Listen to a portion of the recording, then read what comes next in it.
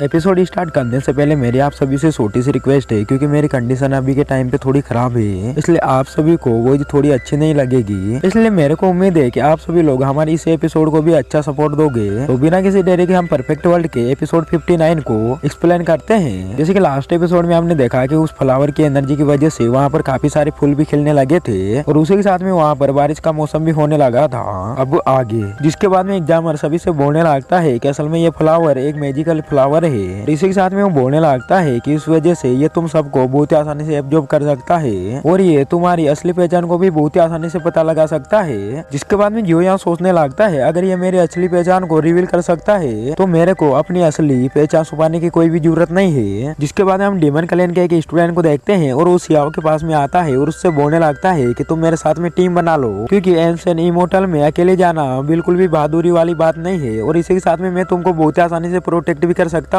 उसकी ऐसी बात को सुनकर सियाओ उससे बोलने लगता है कि एक वेरिएबल मास्टर भी अपने टाइटल के आगे हेवनली लगाने से डरता है, लेकिन फिर भी तुम अपने नाम के सामने हेवनली का यूज कर रहे हो। इससे मेरे को पता चलता है कि तुम काफी ज्यादा स्ट्रॉन्ग और काफी ज्यादा पावरफुल होंगे। फिर उसके बाद में वो स्टूडेंट सियाओ से बोलने लगता है कि तुमने जो भी सोचा है वो बिल्कुल सही है। इसी के साथ में वो स्टूडेंट सियाओ से बोलने लगता है कि तुम मेरे प्रोटेक्शन के अंदर बहुत सेफ रहोगे। लेकिन उसके बाद हम सियाओ को देखते हैं और सियाओ उससे बोलने लगता है कि तुम्हारे ऊपर के लिए थैंक यू, और सियाओ इस तरीके से उस स्टूडेंट को मना कर देता है। लेकिन दूसरी तरफ हम हेंगे नाम के एक ड्रैगन को देखते हैं और वो फ्लावर की एनर्जी को चुराना चाहता था। लेकिन उसके बाद हम फ्लावर को देखते हैं और फ्लावर अपने आप को बहुत आसानी से प्रोटेक्ट कर लेता है, जिस कारण उस ड्रैगन को खाली हाथ वहाँ से जाना पड़ता है। लेकिन वो वहाँ से जाने से पहले वहाँ पर किसी चीज को गिरा देता है। जिसके बाद में सियाओ उस ड्रैगन क्लैन के स्टूडेंट से बोलने लगता है कि मेरे को ऐसा लगता है कि उस ड्रैगन ने किसी कीमती चीज को नीचे गिरा दिया है, इसलिए तुम जल्दी से जाकर उस चीज को यहाँ पर लेकर आओ। जिसके बाद हम उस स्टूडेंट को देखते हैं और वो तुरंत वहाँ पे चला जाता है। लेकिन उसके बाद हम देखते हैं कि वो चीज उस स्टूडेंट के ऊपर ही गिर जाती है, जिसको देखते ही सियाओ बोलने लगता है कि इसकी बुद्धि भी बाकी ड्रैगन क्लैन के सभी स्टूडेंट की तरह थी। लेकिन दूसरी तरफ हम फ्लावर को देखते हैं और उसकी पत्तियों में काफी सारी पोर्टल एक्टिवेट होने लगती है। फिर उसके बाद में सियाओ सोचने लगता है कि इस पोर्टल के दूसरी पार जाकर पता चलेगा अगली आने वाली पीढ़ी में कौन चैंपियन बनने वाला है। उसके बाद हम सभी लोगों को देखते हैं और सभी लोग जल्दी जल्दी पोर्टल के दूसरी पार जाने लगते हैं। जिसके बाद हम सियाओ को देखते हैं और सियाओ भी जल्दी से पोर्टल के अंदर चला जाता है। फिर उसके बाद हम सियाओ को देखते हैं और सियाओ जैसे दूसरी पार आता है तो उसको अलग अलग रास्ते दिखाए जाते हैं और उन सभी रास्तों पे दूसरी तरफ जाने से अलग अलग कल्टीवेशन और उसी के साथ में स्टोन भी मिल सकते थे।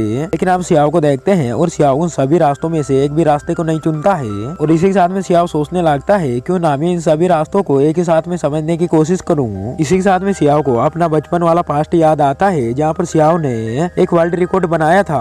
इसके बाद में सियाओ को इनाम के रूप में बताया गया था कि किसी भी वर्ल्ड में एक सीक्रेट रास्ता होता है यहाँ पर उस वर्ल्ड की सारी एनर्जी मौजूद होती है। इसके बाद हम सियाओ को देखते हैं और सियाओ को जैसे वो बात याद आती है तो सियाओ जमीन पर मुक्का मारता है। लेकिन हम देखते हैं कि वहाँ पर कोई भी एनर्जी का सोर्स नहीं था और उसी साथ में सियाओ को वहाँ पर कोई भी रास्ता नहीं दिखाई देता है। जिसके बाद में सियाओ को देखते हैं और सियाओ एक चट्टान के पास में जाता है और अपने पंच से उसके ऊपर अटैक करता है। जिसके बाद में सियाओ देखता है कि वहाँ पर एक बैरियर बना हुआ था क्योंकि वो वर्ल्ड बाकी लोगों के लिए वहाँ तक ही एनेबल था। लेकिन उसके बाद हम सियाओ को देखते हैं और सियाओ अपनी पावर का यूज करके उस बैरियर को बहुत आसानी से तोड़ देता है और उसी के साथ में वो दूसरी पार भी जाने लगता है। लेकिन दूसरे सीन में हम उस फ्लावर के पास में काफी सारे लोगों को देखते हैं जिसमें सियाओ के मॉम डैड भी थे और उसी के साथ में हम वहाँ पर देखते हैं कि वहाँ पर काफी ज्यादा पावरफुल दो मास्टर भी थे क्योंकि जेएस भी इमोर्टल रेलम में था। फिर उसके बाद में वो दोनों मास्टर बोलने लगते हैं कि स्टूडेंट को इमोर्टल रेलम में गए हुए 2 दिन से भी ज्यादा हो गए हैं। इसी के साथ में वो दोनों ये भी सोच रहे थे कि हो सकता है कोई ना कोई उन सभी रास्तों के दूसरी पार भी पहुंच गया हो। इसी के साथ में वो दोनों एक दूसरे से बोलने लगते हैं कि चलो हम दोनों अपनी पावर का यूज करके उन सभी को देखने की कोशिश करते हैं। जिसके बाद हम देखते हैं कि वो दोनों अपनी पावर का यूज करके सबसे पहले निंगतुआन नाम के एक वॉरियर को देखते हैं जो कि असल में काफी खतरनाक एक वॉरियर से लड़ रहा था। हम निंगतुआन को देखते हैं और निंगतुआन उसके हर अटैक को बहुत आसानी से रोक लेता है। इसी के साथ में हम देखते हैं कि निंगतुआन उस वॉरियर के ऊपर अटैक करके उसको बहुत आसानी से बेहोश कर देता है। उसके बाद में वो मास्टर चोंग को देखते हैं और वो एक कल्टीवेटर से लड़ रहा था जिससे सियाओ ने लोअर वर्ल्ड में काफी खतरनाक वाली फाइट की थी जहाँ पर सियाओ और उसकी बराबर की टक्कर हो रही थी। लेकिन इसी के साथ में हम देखते हैं कि उन दोनों मास्टर के अलावा काफी सारे स्टूडेंट भी उन सभी को फाइट करते हुए देख रहे थे। जिसके बाद में वो दोनों मास्टर एक 10 क्राउन वाले स्टूडेंट को देखते हैं जिसके पास में काफी खतरनाक वाली टेंटिकल वाली पावर थी और इसी के साथ में उसकी सेकंड बॉडी भी उसी वर्ल्ड में थी। लेकिन इसी के साथ में हम रेबिट गर्ल और उस मोटे लड़के को देखते हैं और वो दोनों भी रास्ते को पार करने की कोशिश कर रहे थे। लेकिन अचानक से वो मोटा लड़का सामने की तरफ जैसे देखता है तो पूरी तरीके से हैरान हो जाता है, क्योंकि उन दोनों के सामने काफी खतरनाक एक मॉन्स्टर था जो कि स्मोक के पीछे छुपा हुआ था। उसके बाद में रैबिट गर्ल उस मोटे लड़के से बोलने लगती है कि तुम आगे के रास्ते को चेक करके आओ। लेकिन हम उस मोटे लड़के को देखते हैं और वो रैबिट गर्ल को मना कर देता है। लेकिन हम रैबिट गर्ल को देखते हैं और वो उसका कान पकड़कर उसको जबरदस्ती आगे ढकेल देती है, क्योंकि वो इस तरीके से आगे के रास्ते को सही तरीके से चेक करके आए। लेकिन हम जे नाम के एक स्टूडेंट को देखते हैं और वो एक डिवाइन बॉडी से लड़ रहा था और वो उसको बहुत आसानी से हरा भी देता है। जे को ऐसे करता हुआ देखकर हम दोनों मास्टर को देखते हैं और वो दोनों बोलने लगते हैं कि सच में ये स्टूडेंट तो काफी ज्यादा पावरफुल है। और इसी के साथ में उन दोनों को ये भी पता चल जाता है कि इसके पास में 2 सोल बोन है, क्योंकि इसको एक सोल बोन इसके भाई से मिली थी जो कि अभी के टाइम में मर चुका है। लेकिन दूसरी तरफ हम सियाओ के मॉम को देखते हैं और वो भी उन दोनों मास्टर की बात को सुनकर बोलने लगती है अगर सियाओ अभी के टाइम में जिंदा होता तो उसकी भी काफी ज्यादा तारीफ होती।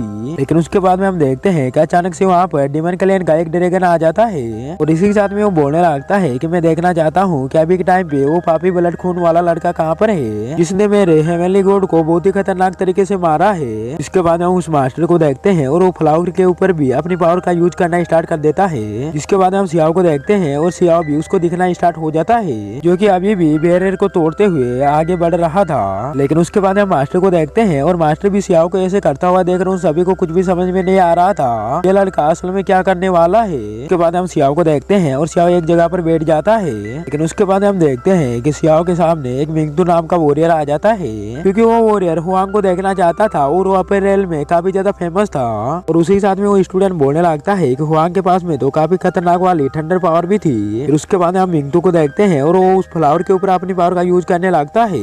लेकिन हम देखते हैं कि वो फ्लावर फिर से सियाओ को दिखाने लगता है। फिर उसके बाद हम मास्टर वो सभी लोगों को देखते हैं और सभी लोग भी सियाओ को देखकर पूरी तरीके से चौंक जाते हैं। उसी साथ में उन दोनों मास्टर को यह भी पता चल गया था कि हुआंग और वो पापी लड़का एक ही है और इसी के साथ में हुआंग ही पापी लड़के के नाम से अपर रेले में काफी ज्यादा फेमस है। फिर उसके बाद इमोर्टल पैलेस के सेकंड मास्टर को देखते हैं जिनको सियाओ के बारे में थोड़ा बहुत पता था और इसी के साथ में उसको ये भी पता था कि सियाओ लोअर वर्ल्ड से है। और आगे वो बोलने लगता है कि सियाओ जेसिका के साथ में घूमता रहता था, लेकिन अभी के टाइम पे वो उसके साथ में नहीं रहता है। इसी के साथ में उस मास्टर को ये भी लग रहा था कि क्या पता सियाओ यहीं पर हो। इसके बाद हम उस मास्टर को देखते हैं और वो भी फ्लावर के ऊपर अपनी पावर का यूज करने लगता है। जिसके बाद हम देखते हैं कि उसको भी सियाओ ही दिखाई देने लगता है। जिसके बाद हम सियाओ के मॉम को देखते हैं और सियाओ के मॉम भी समझ आती है हुआंगी सियाओ है, इसलिए हम देखते हैं कि सियाओ की मॉम काफी ज्यादा खुश होने लगती है। उसके बाद हम उन दोनों मास्टर को देखते हैं और वो दोनों भी सोचने लगते हैं कि मेरे को भी ऐसा लग रहा था अपर रेलम में इतना स्ट्रॉन्ग वॉरियर कहाँ से आ गया जो कि पापी ब्लड के लोगों को साथ दे रहा हो, जो कि शुरू में से सियाओ था और ये अपर रेलम में बहुत आसानी से आ गया है। तो दोस्तों क्या आप सभी को लगता है कि वो दोनों मास्टर मिलकर सियाओ की असली आइडेंटिटी के बारे में पता लगा पाएंगे? मेरे को कमेंट में जरूर से बताना।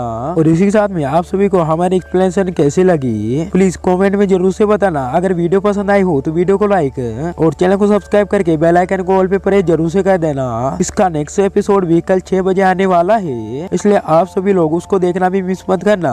मिलते हैं नेक्स्ट एपिसोड में।